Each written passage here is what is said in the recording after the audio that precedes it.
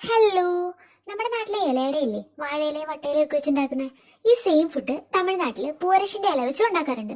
അതിന് അവര് പറയുന്ന പേര് പൂവരസിലെ കൊളുക്കട്ടെ എന്നാ. ഇതേ ഫുഡ് മാലദ്വീപിയൻസ് പൂവരശിന്റെ ഇല പോലെ തന്നെ ഇവിടെ കാണുന്ന ദിഗു എന്ന മരത്തിന്റെ ഇല ഉപയോഗിച്ച് ഉണ്ടാക്കാറുണ്ട്.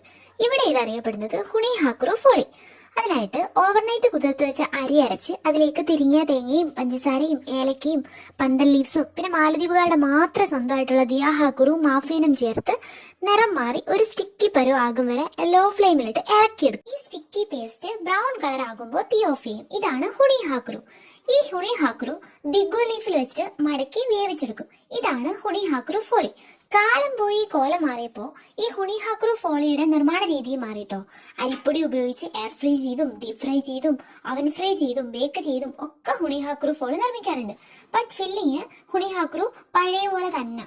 ഈ ഹുണി ഹാക്കുറു ഉപയോഗിച്ച് വേറൊരു സാധനം ഇവർ ഈദിന് മാത്രം ഉണ്ടാക്കാറുണ്ട്. അത് പിന്നെ പറയാട്ടോ. അപ്പൊ എങ്ങനെയാ, സബ്സ്ക്രൈബ് ചെയ്യല്ലേ.